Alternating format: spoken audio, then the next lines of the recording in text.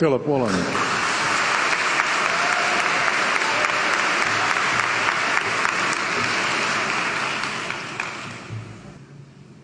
King Lear, late at night on the cliffs, asks the blind Earl of Gloucester, "How do you see the world?" And the blind man Gloucester replies, "I see it feelingly. And shouldn't we all? Animals must be off the menu because tonight they are screaming in terror in the slaughterhouses, in crates and in cages, vile, ignoble gulags of despair." You see, I heard the screams of my dying father as his body was ravaged by the cancer that killed him.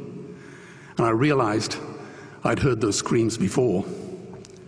In the slaughterhouse, their eyes stabbed out and their tendons slashed, on the cattle ships to the Middle East, and the dying mother wail as a harpoon explodes in her brain as she calls out to her calf.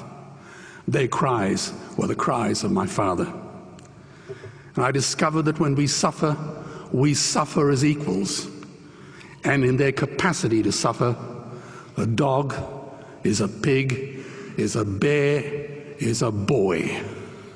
Meat today is the new asbestos, more murderous than tobacco.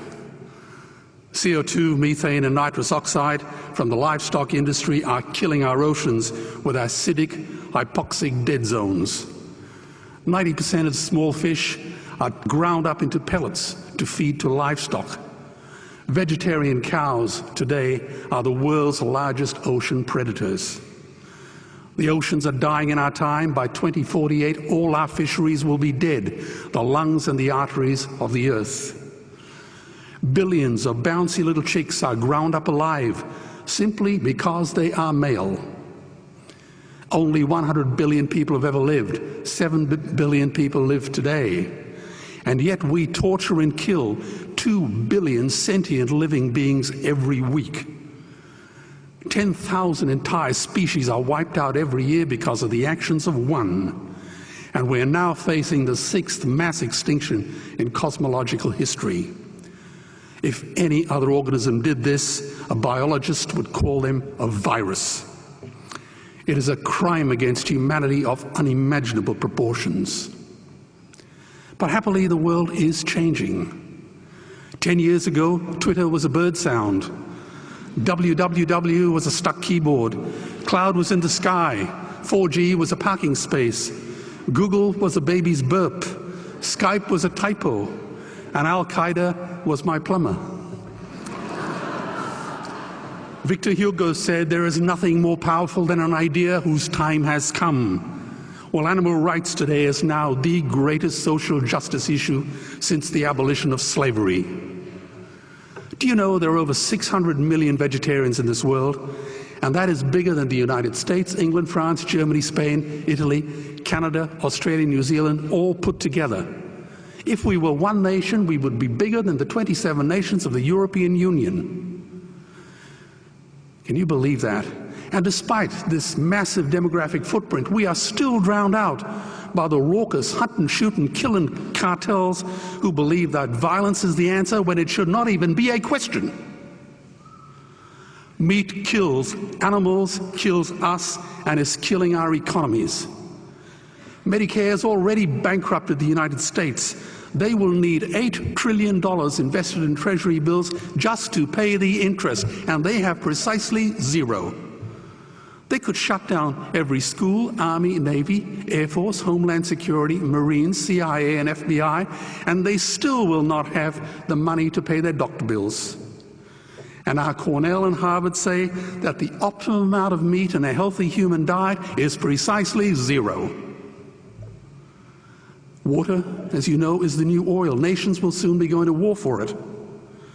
Underground aquifers that took millions of years to fill are now running dry. It takes 50,000 liters of precious drinking water to make 1 kilo of beef. Today, 1 billion people are hungry. 20 million people will die from malnutrition.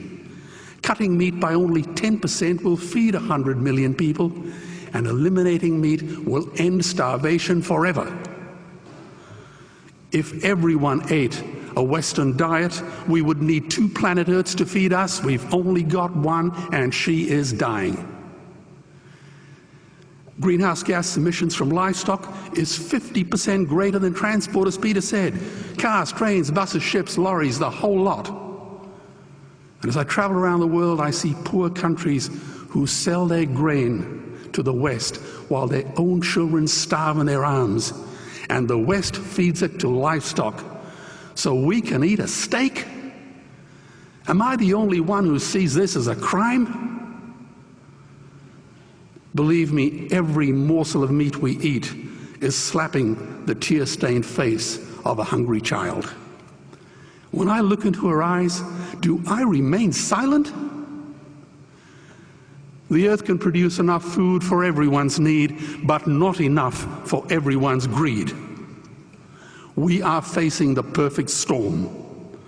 If any nation had developed weapons that could wreak such havoc on the planet, we would launch a preemptive military strike and bomb it back into the Bronze Age.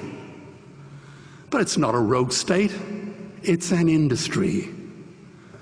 The good news is we don't have to bomb it. We can just stop buying it. Sir George Bush was wrong.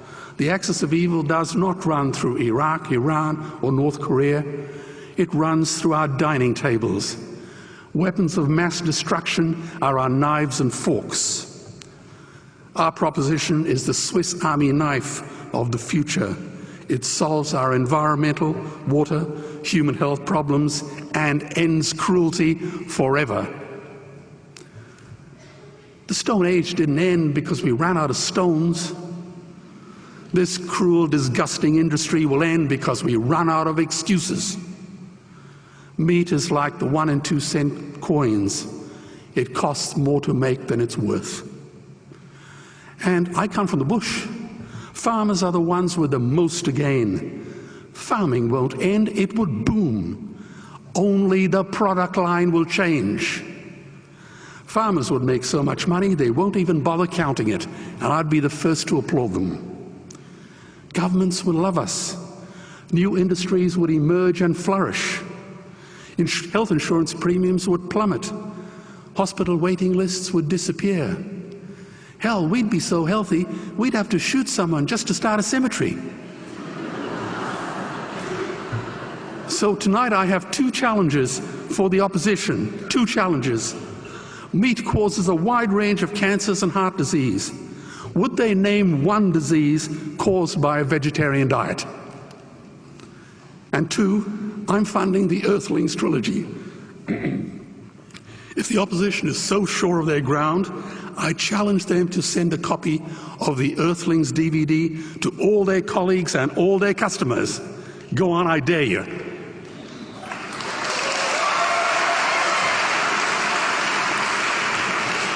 Animals are not just other species, they are other nations, and we murder them at our peril. The peace map is drawn on a menu. Peace is not just the absence of war, it is the presence of justice. Justice must be blind to race, color, religion, or species. If she's not blind, she will be a weapon of terror. And tonight, there is unimaginable terror in those ghastly Guantanamos we call factory farms or slaughterhouses. Believe me, if slaughterhouses had glass walls, we wouldn't be having this debate tonight. You see, I believe another world is possible. And on a quiet night, I can hear her breathing. Let's get animals off the menu and out of these torture chambers. Please vote tonight for those who have no voice. Thank you.